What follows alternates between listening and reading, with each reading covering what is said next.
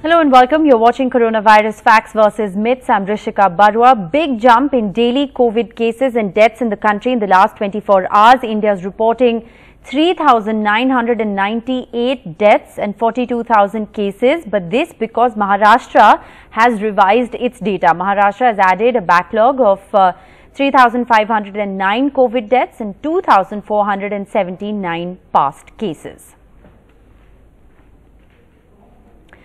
Now on to our top story on the show today. The results of the fourth Sero survey conducted by the government is out. Roughly two-thirds of all Indians, that's around 67.6% of the population that was studied, has antibodies against the coronavirus. 40 crore Indians, however, are still at risk of infection according to the survey. The survey was conducted on 36,227 people across 70 districts in 21 states.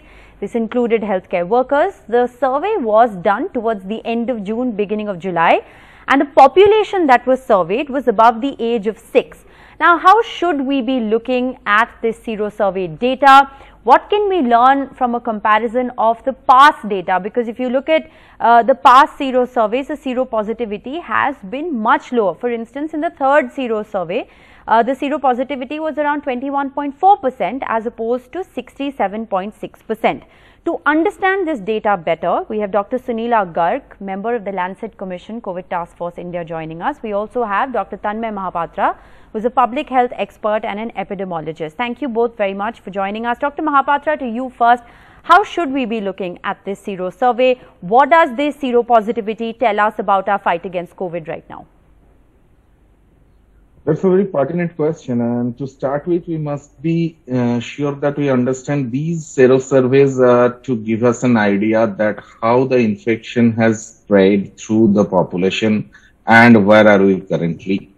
The presence of antibody in the body of a person actually comes from two separate sources. One based on some infection, some antigen inside the body, or it can be because of the successful vaccination also. Now, when we are conducting a Sero survey to understand how the infection has spread through the population, and the results showing that about two-thirds of the population have been infected by the two waves so far. That means, number one, it's still not over. Means there is no reason to believe that being off guard, not maintaining the COVID appropriate behaviors, personal protections, masks, etc., as well as ventilation in the workplace, as well as in-house protection for being sure that we are not infecting each other even inside home, needs to continue.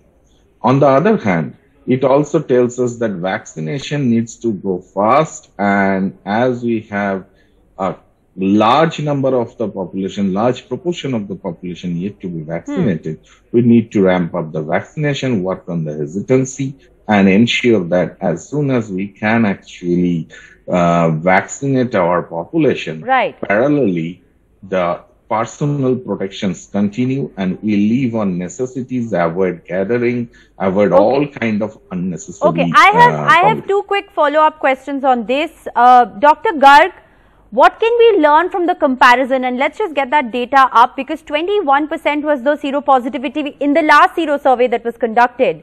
And now if you look at that in comparison, it's 67.6%. So from December, January to June, July, there has been a huge jump in the Sero positivity. How do we look at this data? See, Rishika, thank you for asking this very important question. It is, over a period of time, we have gone ahead with having the number of cases which have risen over a period of time, and it was no time that we touched the bottom. We have been having consistently, and particularly we had a huge surge. But if you look at the months of April, May and June, and still we have not, the vaccine, our infections have not gone. So if we look at from that perspective, over a period of time, we have got, first of all, in terms of, as Dr. Mahapatra pointed out, that, antibodies will come from two ways. One is from the infections, and second from the, vaccinations which we have done. And now we have also done over about 41 crore vaccinations also. So that also adds to the antibodies which have been detected, because these people have also been included in the survey. Another point which is very, very important is that you will notice that, the antibody rates have gone higher as the age has gone, to the higher levels. 6 to 9 years, we look at 57.2%, and then if we are looking at 45 plus, we have got 77.6% of the people. Yes. And if you look at the healthcare workers who have received 2 doses, they have got much more prevalence of antibodies to the tune of about, 76.1%. So yes. that is important. Right. So these indicate that over a period of time, one thing is that infection has been in place. Number two is that from 17th of January, as has been pointed out, we have started our vaccination, which has also added to the prevalence of antibodies. Well, so Dr. Mahapatra, the other important question, very briefly, if you could comment on it, what does this 4th sero survey result tell us about our preparation, or rather, the severity of the third wave? We know a third wave is coming. There are warning signals everywhere. But does this data, in a certain sense, point to the fact that a third wave could be less severe? This will be little to oversimplification. Okay. If we say that having 2 out of 3 in the population having the antibodies doesn't always mean that the severity or the infectivity of the third wave can be lower than previous. That kind of speculation may be very risky, because we are dealing with existing variants and strains, as well as we are dealing with newer variants and strains, mutations. We know how fast the initial variants change to this Delta, and then we are hearing about Delta plus. Right. So we have to be, this may actually tell us that the severity or the complications. Yes. So when we say severity, there are 2 kinds of severity. We can talk about the disease itself, which has been classified into mild, moderate, and severe. Yes. And after that, we have the complications of those conditions, like where the saturation level falls, what is the oxygen dependency, is there a pulmonary fibrosis? But what you're saying, Dr. Mahapatra, is very interesting, because you're essentially saying that the presence of antibodies in 2 out of 3 Indians above the age of 6 doesn't necessarily tell us anything about the severity because of the variant. So the variant strains could potentially infect somebody who even has antibodies. Dr. Garg, very briefly, before we move on, over 50% of kids who were studied, and that sample size was almost above 8,000, over 50% of the kids between the age group of 6 to 17 had antibodies. Now, a lot has been said about the possibility of children being the worst hit in the third wave. What does this data tell us about that? See, number one is that the seropositivity definitely is there. As I told you that between 10 to 17, we have got 61.6% of the children who are infected, and less than them have got 57.2% of them have got antibodies. This is because of the fact that children have got less of age inhibitors, so that is where. But coming to the further part, if we look at wave 1 and wave 2, children under 10 years of age, both 3% of the children in wave 1 and wave 2 suffered from the infection, and and if you look at 11 to years and above till 18 years, it is 10% of the children. So in children, the infection is milder in nature and it subsides easily also. That is one thing which we have to keep in mind. So right now, if we protect the children also with COVID appropriate behavior as the guidelines are, and children definitely above 5 years of age can be protected by COVID appropriate behavior in terms of mask and all that. So infection definitely is going to be much less, and if at all it is going to be there, it is going to subside very fast. So we do have strategy that is integrated management of neonatal and childhood illnesses in our country. So which takes care of pneumonias also. So where our healthcare workers are already trained in this. So we don't have to worry much. Well, I think those are very important points that you both make, in helping us understand the results of the 4th Sero survey. But I want to shift our focus now to another big story that we're tracking, which is a report by the Washington-based Center for Global Development, which has been co-authored by India's former Chief Economic Advisor Arvind Subramanian. And he said in this report that India's excess deaths during the COVID-19 pandemic could be as high as 4.9 million. Remember, the official tally is around 4.14 lakh at the moment. India is already reporting the world's 3rd highest number of deaths after the US and Brazil.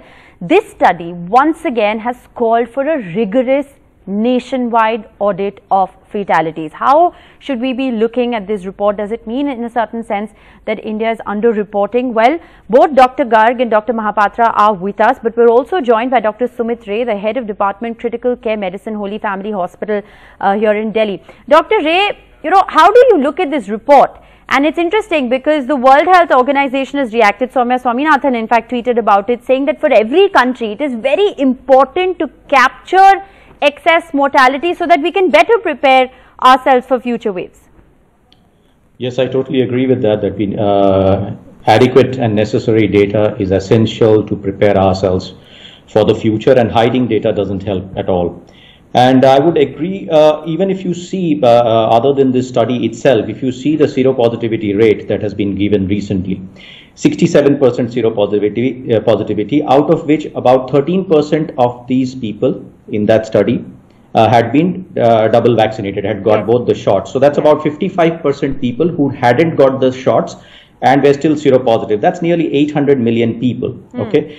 If we take that number of 800 million people being infected, and if we take the infection fatality rate of advanced countries where the data is strong, even if we half that infection fatality rate, then the mortality would be more than 2 million for sure. And that is the lower end of what this study says, between 2 to 6.9 million. So actually, if we even half the infection fatality rate, because the demographics are such, etc., even then our mortality that could be predicted from the seropositivity that has come through is surely more than 2 million, I think.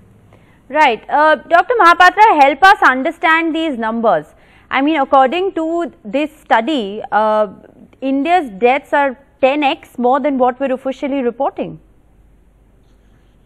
So first of all, it is not surprising, and truly speaking, there is a requirement of a correction factor for the mortality across all geographies, because in a situation like a pandemic,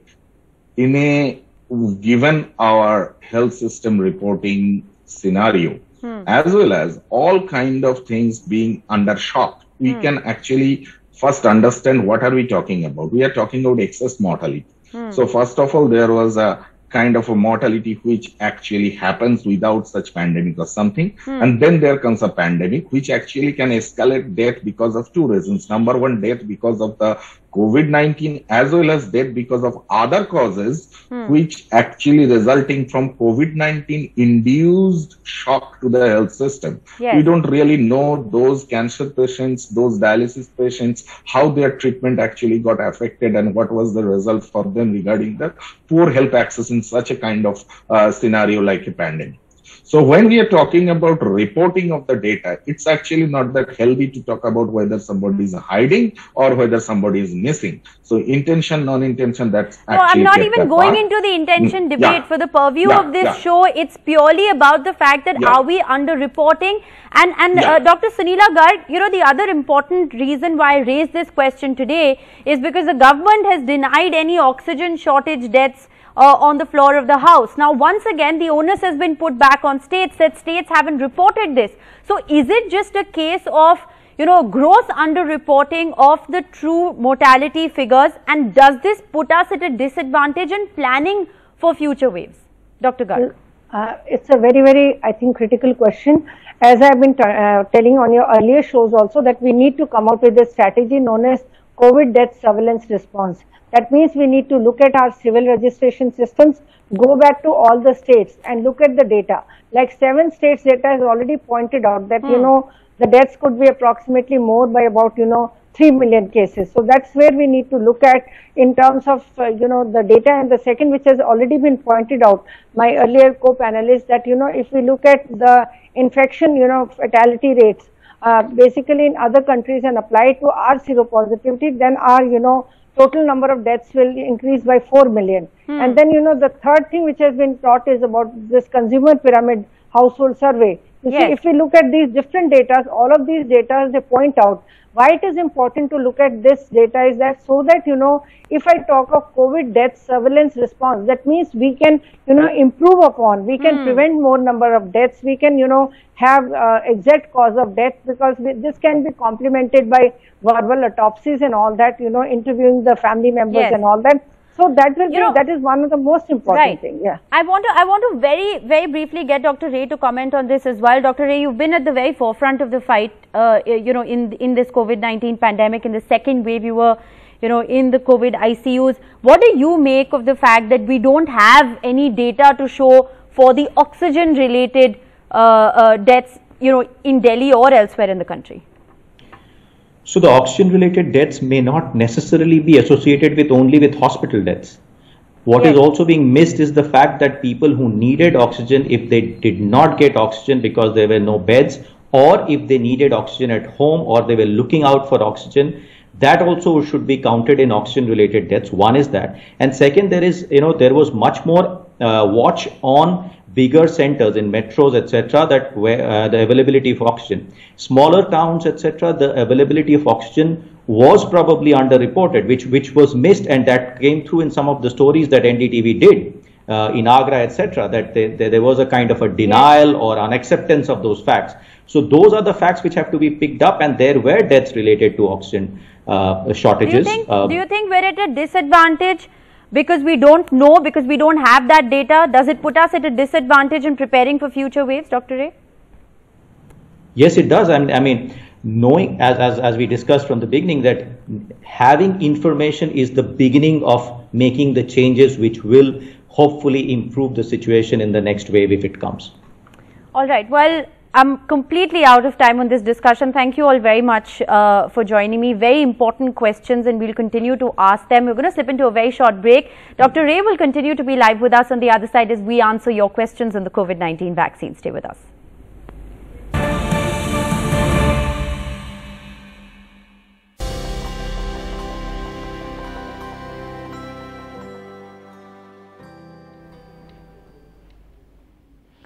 Welcome back to our special campaign, Vaccinate India, in partnership with Google. We're going to look to answer questions that you may be Googling about the coronavirus vaccine. Dr. Sumit Ray, the head of Department Critical Care Medicine, Holy Family Hospitals, with us. Dr. Ray, how long does it take to develop immunity after the coronavirus vaccine? There is a lot of curiosity around, COVID vaccines, and how does immunity really work? And more importantly, how long does it take? Well, so the evidence suggests that slight difference between vaccines, but mostly that if you develop, the full level of antibodies at least 2 weeks after the second dose, that's when you actually develop enough antibodies to stop at least the severity of illness that you get with COVID. So 2 weeks minimum from the second dose. Right. And what about people who've got only one dose of the vaccine and are waiting for a prolonged period of time in case of Covishield to get their second dose? What more is known about their level of immunity? So what the studies have suggested that a certain percentage, about anywhere between depending on the vaccine, 30 to 50% develop some degree of antibodies after the first dose, and also reduction in the severity of illness of those who get the illness is also there with some of the vaccines after the first dose too. But getting the second dose is of essence, absolutely. And how best to gauge your immunity after the COVID vaccine? Should you get an antibody test done? Is there another way to gauge how protected you are from COVID after being vaccinated? Well, actually, antibody levels, going and checking antibody levels, I don't think is of great purpose. But most important is during the whole process, COVID appropriate behavior has to continue till the pandemic goes down. Just because you have a high number on the antibody test that you get done does not mean that you will not get an infection. It may be a mild infection because you have got vaccinated. But in the process, if you stop COVID appropriate behavior, even if you don't get a serious infection, you may be transmitting that to another person. So COVID appropriate behavior with or without antibodies has to remain. So just checking antibodies is not a great idea, your levels, just to see that if you're protected or not, because we have a social commitment, not just an individual commitment for safety. Dr. Ray, that brings me to my next question, which also a lot of people want to know about. Can a vaccinated person transmit infection to an unvaccinated person? Yes, it is possible. Yes, it's absolutely possible that the person, a vaccinated person, can get a mild version of the infection and transmit it to a non-vaccinated person, or even to a vaccinated person for that matter. Right. So that's why the importance of COVID appropriate behavior, even now, till we have the R factor going down, R naught factor going down significantly. But the other reason I'm asking this question is because we know that with vaccines, the chances of a severe infection are lower. So the chances of you being asymptomatic is also very high. So right. With, after getting both doses of the vaccine or even one dose of the vaccine, do you then have a higher chance of being an asymptomatic carrier? That's a difficult one to answer, but you can be an asymptomatic carrier. But anyway, even after vaccination, you may transmit. The incidence of transmission significantly overall reduces. For an individual person, it is difficult to say will you transmit or not transmit, but overall the transmission of infection significantly reduces if there is enough a number of people vaccinated. So again, vaccination should not just be seen as an individual or to stop the infection for that person alone, but also as a larger good. Right. And just because you have antibodies or a higher number of antibodies as compared to another person, does it mean that you have a higher degree of protection? No, because just antibodies only is one form of protection. Protection for any infection, a viral infection, particularly COVID, is multidimensional. It is antibodies are only one form of. There are this T cell immunity, which is important, which is the long-term memory, etc. Which people with low antibodies, relatively lower antibodies, may have a different kind of T cell response, which is a different form of the immune response. So it depends on multiple. It's a more complex than just seeing a mathematical number. All right. Well, thanks so much, Dr. Ray, for sparing your time and being with us.